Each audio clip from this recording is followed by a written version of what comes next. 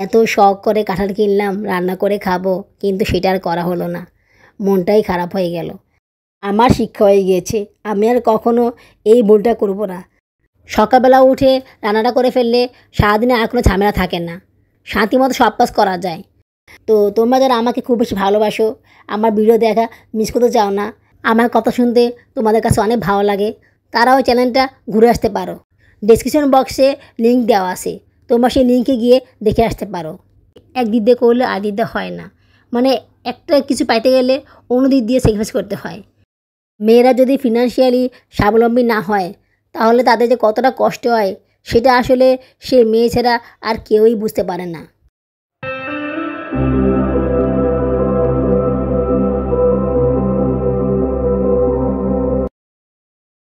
এই আমার একটা দাও, পার্মানেন্ট ছাড়া। আল্লাহ গো, বাবা তো ঠিকই কইছিল। ওই আমি কাটা খুঁজে হয়ে দিয়েছি, কাটা বাকি আছে। এত শখ করে কাঁঠাল কিনলাম রান্না করার জন্য, কিন্তু কি হয়ে গেল, কাঁঠালটা পেকে গেল। সব দোষ সকিনার। তুমি কইলে 10-15 দিন থাকবো, আমি কইছি থাক 10-15 দিন, আমার 2 দিন বাগার। আমি কালকে তো তাই কালকে আমি আইছিলাম না, দেখো কত কষ্ট করে আইসি, যা টায়ার্ড হয়ে গেছি গা। 1-2 দিনে কি হয়? হ্যাঁ, আমি তো এটাই ভাবছিলাম। কাঁঠালটা আনার পরে সকিনা বলেছিল যে এটা 10-15 দিনে কিছু হবে না। আমি বলতেছিলাম 10-15 দিন না, আমার 2-3 দিন পরে কাটলেই হবে। পার্মানেন্ট ছাড়া কাটাল ভাইছেন এটা বল না, পারমানেন্ট কাটাল না, গাছ পাক নাই ধরতে গেলে বাড়তি এসে যায় কি গেছে। কাঁঠালটা অনেক মিষ্টি মাশাল্লাহ। আমার কাছে এরকম ছোটো ছোটো কুয়া কাঁঠাল খেতে খুব বেশি ভালো লাগে, বেশি শক্তও না আবার নরমও না।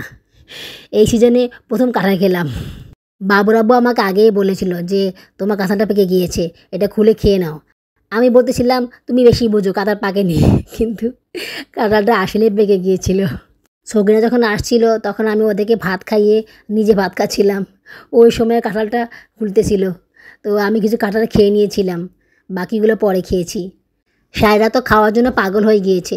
আমি বলেছিলাম তাড়াতাড়ি করে ভাত খেয়ে তারপর কাঁঠাল খাও। জায়ান তো কাঁঠাল দেখেই নাচিতেছে, কাঁঠাল কাঁঠাল কেউ খায়, ওকে দিয়ে তো জোর করেও কাঁঠাল খাওয়ানো যায় না। আসসালামু আলাইকুম, আমার চ্যানেলে এবং পেজে তোমাদের সবাইকে স্বাগতম জানাচ্ছি।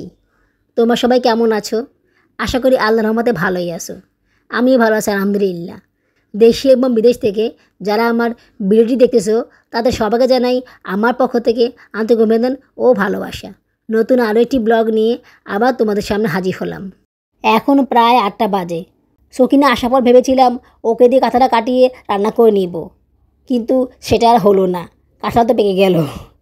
আসলে কাঁঠালটা যেদিন আমি এনেছিলাম সেদিন আমি একটু বিজি ছিলাম, কারণ ভিডিও আপলোড করা হয় নাই। তার মধ্যে আবার ছেলের পরীক্ষা, তো ওকে পড়ানো লাগছে, ওর পরীক্ষা নিয়েছি, পরীক্ষা দিয়ে এসেছি, তারপরে তাড়াতাড়ি করে ভিডিও এডিট করা, ভয়েস দেওয়া, এইসব কাজ করতে করতে দেরি হয়ে গিয়েছিল। তাই সেদিন আর কাঁঠালটা কাটেনি। সেদিন আমি সকিনাকে বলেছিলাম কাঁঠালটা আজকে কাটবো না, কালকে কেটে রান্না করব। সে বলছে সমস্যা নাই, 10-15 দিন পর কাটলেও কোনো সমস্যা নেই। কিন্তু তার পরের দিন আমি আমার বাচ্চাদের কাপড় কেনার জন্য মার্কেটে গিয়েছিলাম। মার্কেটে আসার পরে অনেক বেশি টায়ার্ড হয়ে গেছিলাম, তাই তখন আর ওকে দিয়ে কাঁঠাল কাটাইনি।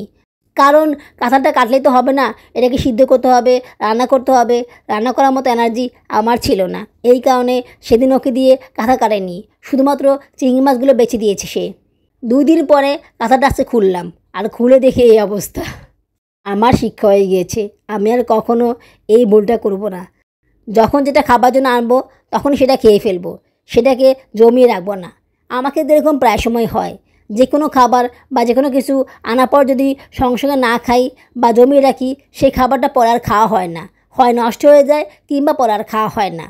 তাই যখন যে খাবারটা খাওয়ার জন্য নিয়ত করব তখনই সেই খাবারটা নিয়ে আসবো এবং সঙ্গে সঙ্গে খেয়ে ফেলবো, সেই খাবারটা জমিয়ে রাখবো না। আর যদি এরকম হয় যে খাবারটা এখন খাওয়া হবে না, তাহলে আগে থেকে এনে রাখবো না, কারণ আনলেই এই সমস্যাগুলো হবে। ভেবেছিলাম যে আজকে কাঁঠাল রান্না করব, এই কারণে ঘরে আর কোনো সবজি কিনে আনিনি, বাবুর আব্বু আনেনি। এখন কি রান্না করব, ঘরে কোনো সবজি নেই, শুধুমাত্র ডাঁটা শাক আছে। স্কুল ছুটির পরে আসার সময় শাকগুলো পছন্দ হয়ে গিয়েছিল, তখন কিনে নিয়ে এসেছিলাম। 2-8টি ডাঁটা শাক আছে, কিন্তু এগুলো দিয়ে তো আর রাতে খাওয়া হবে না, একটা তরকারি তো লাগবেই। এই কারণে আমি বাইরে গিয়ে সবজি কিনে নিয়ে আসলাম। আধা কেজি পটল কিনে নিয়ে আসলাম। পটল কাটতে বেশি সময় লাগবে না, তাছাড়া রান্নাটা দ্রুত হয়ে যাবে। আমি ঠিক করেছি এখন থেকে রাতেরবেলা রান্না করব না, কারণ রাতেরবেলা রান্না করলে অনেক বেশি দেরি হয়ে যায় খাবার খেতে। বাবুরাব্বু বাসা চলে আসে, উনি বাসা আসার পরে অনেক বেশি চিল্লাচিল্লি করে, বাচ্চাদেরকে খাওয়াতে দেখলে উনি খুব রাগ করে। উনি চায় যে উনি বাসা আসার আগে বাচ্চাদেরকে তাদেরকে খাইয়ে ঘুম পাড়িয়ে দিই, কিন্তু রান্না করতে দেরি হওয়ায় ওদেরকে খাওয়াতে দেরি হয়ে যায়। এই কারণে আমি ঠিক করেছি সকালবেলা ঘুম থেকে উঠে সবার আগে রান্নাটা শেষ করব, তারপর নাস্তা বানাবো, তারপর সব কাজ করব।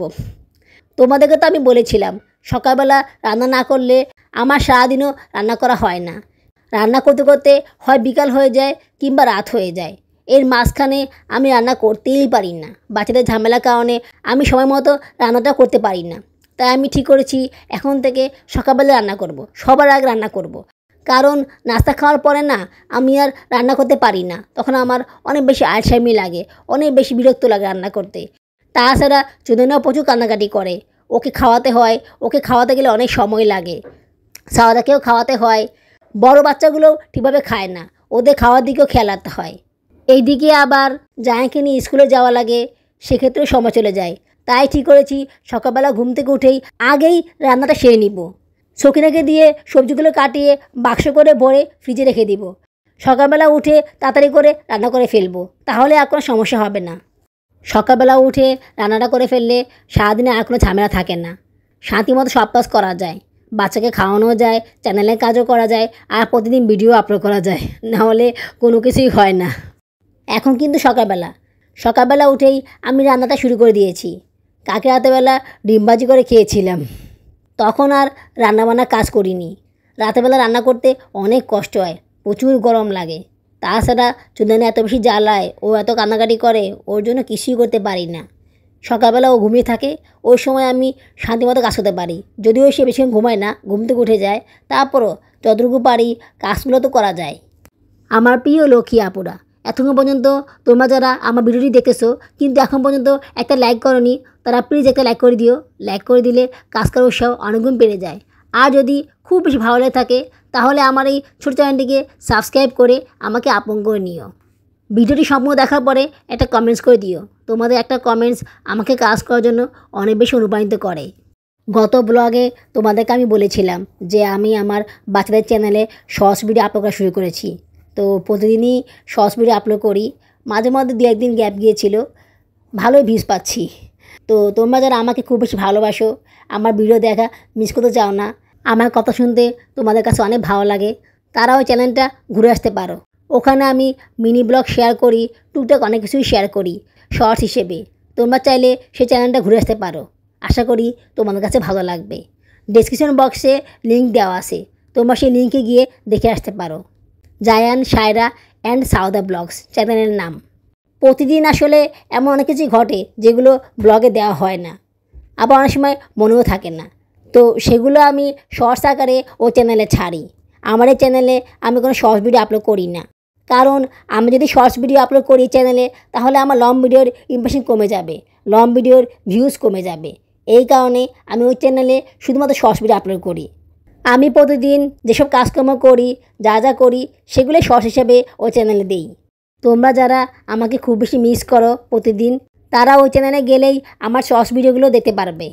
এখন কথা হচ্ছে প্রতিদিন শর্টস ভিডিও আপলোড করে আবার লং ভিডিও আপলোড করা সম্ভব কি না সেটাও বুঝতে পারছি না। দেখি কি করা যায়, চেষ্টা করব প্রতিদিনই ভিডিও আপলোড করতে, বাকিটার উপর আল্লাহর ইচ্ছা। 3 মেয়ের জন্য গস কাপড় কিনেছিলাম, কিন্তু ফলস কাপড় কেনা হয়নি। ফলস কাপড় কেনার জন্য টাকা জমাচ্ছি। খুব শীঘ্রই মার্কেটে গিয়ে ফলস কাপড় কিনে এনে জামাগুলো বাঁধে দিব, খুব বেশি সময় বাকি নেই। এইদিকে আবার আমার জন্য 3 পিসও কিনতে হবে, কিভাবে কি করব কিছুই বুঝতে পারছি না। আমি ভাবতেছি 1100 থেকে 1200 টাকার মধ্যে একটা 3 পিস কিনে নিব, কারণ ভালো একটা 3 পিস কিনতে গেলে তো মিনিমাম টাকার করে লাগবে, তাই না? এর থেকে কম দামে তো আর ভালো 3 পিস পাওয়া যাবে না। আবার 3 পিস বানানোর খরচ, সব কিছু মিলিয়ে অনেক খরচ।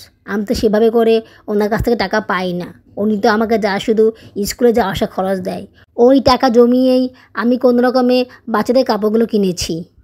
ইদানিং আমার অনেক মাছ খেতে ইচ্ছা করে, আমি প্রায় সময় ভাবি যে আমি মাছ খাচ্ছি, মাছের স্বাদটা আমি পাচ্ছি। মানে আমার কাছে এত খারাপ লাগে কি বলবো আপুরা, মাছ খেতে খুব ইচ্ছা করে আমার। কি করব, এত খরচ, মানে একদিক দিয়ে করলে আর দিক দিয়ে হয় না। মানে একটা কিছু পাইতে গেলে অন্য দিক দিয়ে স্যাক্রিফাইস করতে হয়। হ্যাঁ, মাছ আমি কিনতে পারতাম, আমার কাছে টাকা ছিল, কিন্তু কিভাবে কিনবো? ঈদের খরচ, বাচ্চার জন্য জামা কেনা, নিজের জন্য কেনা, ঘুরতে যাওয়া, সব কিছু মিলিয়ে মাছটা আর খাওয়া হলো না। বাবুরাবুকে বলেছিলাম মাছ কিনে দিতে, উনি বলেছিল মাছ কেনার টাকা দিবে, কিন্তু কবে দিবে সেটা জানি না। এদিকে আমার জুতাও ছিঁড়ে গেছে, জুতা কিনতে হবে, নাকফুলটা ভেঙে গিয়েছে। সেই কবে যে বিয়ের সময় একটা নাকফুল দিয়েছিল, এরপরে আর কোনো নাকফুল দেয়নি। সেই নাকফুলটা কিছুদিন আগে ভেঙে গিয়েছে। তো আমি বললাম বিবাহিত মেয়েরা তো সবসময় নাকফুল পরে রাখে, আমার নাকফুলটা ভেঙে গিয়েছে, তুমি এটা কিনে দাও। উনি বলতেছে কিনে দিবে, কিনে দিবে বলতেছে, কবে দিবে তার কোনো ঠিক নেই। আমিও আর কিনিনি। এখন নাকফুল ছাড়া আমার নাকের ছিদ্র তো বন্ধ হয়ে যাবে, কি করব কিছুই বুঝতে পারছি না। বলেছি যে এই রোববারে কিনে দিতে, রোববারে নাকফুল, এদিকে আবার হাতে চুড়িও লাগবে, হাতে চুড়িও কিনে দিতে বলেছি। খুব বেশি টাকা তো আর না, কিন্তু ওই যে ওনার এই কাজ সেই কাজ, রোববার আসলে ওনার অনেক কাজ থাকে। যদিও রোববারে ওনার বন্ধ থাকে, কিন্তু সেদিন ওনার অনেক কাজ থাকে, যার কারণে অনেক সময় অনেক কাজ করতে পারে না। তবে এই রোববারে যে আমার এই কাজগুলো মাস্ট বি করতেই হবে, না হলে ওনার খবর আসে। এখন আবার বলতেছে রোববারে খোলা, কেমন লাগে বলো তো?